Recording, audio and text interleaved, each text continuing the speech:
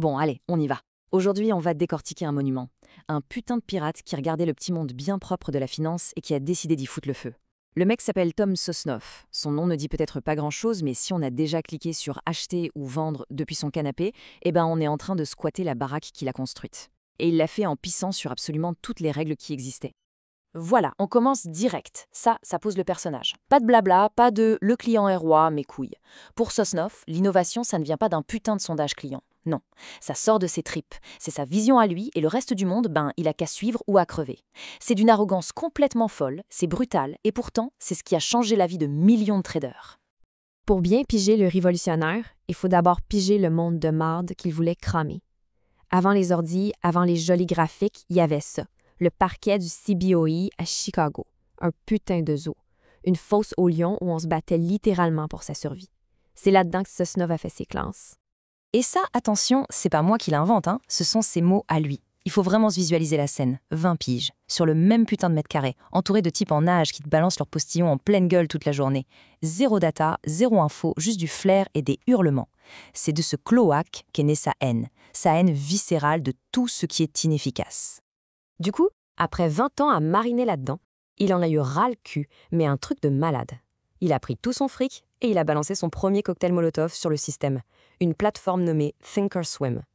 Son but, c'était pas d'améliorer le truc, c'était de le faire exploser, de le remplacer par quelque chose de radicalement différent. Et cette histoire, elle est juste parfaite pour comprendre le mec. En tant que trader de parquet, il n'avait jamais, de toute sa vie, posé les yeux sur un graphique. Pour lui, c'était un truc de tarlouse, inutile. Alors forcément, quand il a lancé la plateforme censée révolutionner le trading pour le grand public, il a tout simplement oublié d'en mettre. Il s'en foutait des clients, il construisait pour lui, pour sa vision. Et le plus dingue, quand il a vendu à TD Ameritrade, il leur a dit en face « C'est pas grave, un jour c'est ma plateforme qui vous aura bouffé ». Et il a eu raison. Voilà le avant-après. C'est simple, on est passé d'un combat de rue à base de sueur et de « je le sens bien » à un putain de jeu d'échecs où tout est question de data, de probabilité et surtout d'efficacité du capital. Il n'a pas juste créé un logiciel, non, il a complètement changé les règles du jeu pour le petit porteur en lui filant les clés du royaume des options. Un monde qui, jusque-là, était la chasse gardée des pros. Après avoir vendu Thinkorswim, n'importe qui d'autre serait parti siroter des cocktails sur une île jusqu'à la fin de ses jours. Pas lui. Sosnoff, il s'emmerde vite. Et il voyait un autre cancer ronger la finance, les médias. Tous ces mecs en costard-cravate à la télé qui passent leur journée à prédire l'avenir alors qu'ils n'en savent foutrement rien. Alors, il a décidé de leur déclarer la guerre. Cette question, elle le rendait dingue, mais vraiment. Et pour lui, la réponse est simple. C'est non, bordel de merde. Écouter un soi-disant expert pérorer sur la direction que va prendre le marché, c'est du vent. C'est du spectacle pour les gogos, ça n'aide absolument personne à prendre une décision qui ne soit pas complètement débile. Et là, on touche au cœur du réacteur. Le truc crucial, il est là. Il n'a pas créé Tasty Trade pour donner des avis à la con. Non, il l'a créé pour fournir des mécaniques, des stratégies basées sur les probas, les stats, la donnée pure et dure. L'idée, c'était d'armer les gens avec des outils pour qu'ils puissent prendre leurs propres décisions, pas de leur dire quoi penser comme à des putains de moutons. Et sa stratégie pour y arriver, c'est un pur coup de génie. D'abord, il a bâti une audience massive avec du contenu gratuit qui, pour une fois, tenait la route. Ensuite, quand TD Ameritrade a voulu le racheter pour 200 millions, il a senti l'arnaque. Il s'est dit, s'ils sont prêts à payer ça, c'est qu'on vaut le double.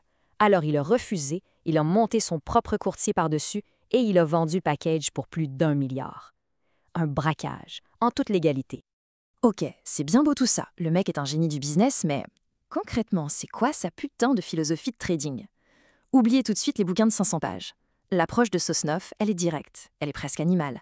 C'est une question de survie sur les marchés. Point barre.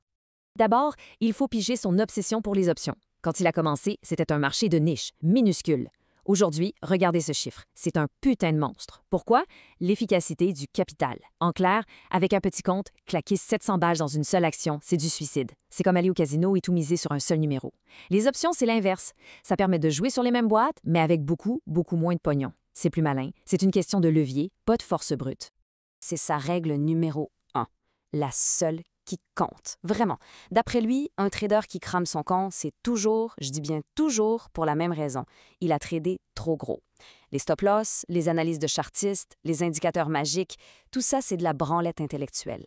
La seule vraie protection, la seule façon de durer dans ce jeu de con, c'est de rester petit sur chaque putain de trade. Voilà son code de conduite. C'est con comme la lune, mais ça demande une discipline de fer. 1. Trader petit. Toujours. 2. Trader souvent. Pourquoi? Pour que la loi des grands nombres finisse par jouer de son côté. En gros, il faut créer un maximum d'occurrences. C'est comme lancer une pièce de monnaie plein de fois. 3. Ne jamais, au grand jamais, remettre de l'argent sur une position qui coule. C'est le suicide financier assuré.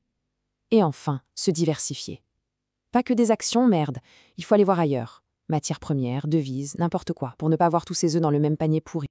Vendre une boîte 1 milliard de dollars, en général, ça a tendance à calmer les gens. Pas lui. Après avoir mis le bordel dans le monde du trading, il s'attaque à un truc encore plus gros, un problème de société, son combat final. Alors ouais, ça peut sembler ironique pour un mec devenu multimillionnaire en bourse, mais son raisonnement est simple. La plus grande inégalité ne vient pas du capital, elle vient de l'information. Les gens ne savent pas ce qu'ils valent, et résultat, ils se font enculer toute leur vie. Après avoir donné la data aux traders pour qu'ils s'émancipent, il veut maintenant faire la même chose pour tout le monde. Ce chiffre, il fait mal au cul. Sosnoff a utilisé les mêmes modèles quantitatifs qui servent à évaluer le prix des options pour calculer le fric qu'un individu moyen perd dans sa carrière. Pourquoi? Simplement parce qu'il ne connaît pas sa valeur réelle. Le but, c'est pas de faire du coaching de vie à la con. C'est de donner aux gens des chiffres, de la data, pour quantifier leur valeur et négocier ce qu'ils méritent vraiment. On va finir là-dessus. C'est la question que Sosnoff pose avec son nouveau projet, Lost Dog. Après 40 ans à prêcher la bonne parole sur le risque financier, il applique exactement la même logique à l'existence. Le risque ultime, en fait, c'est pas de tout perdre sur un mauvais trade. Le putain de risque, c'est de passer une vie entière à se sous-vendre sans même s'en rendre compte. Et cette question-là, eh bien, elle dépasse de très très loin les salles de marché.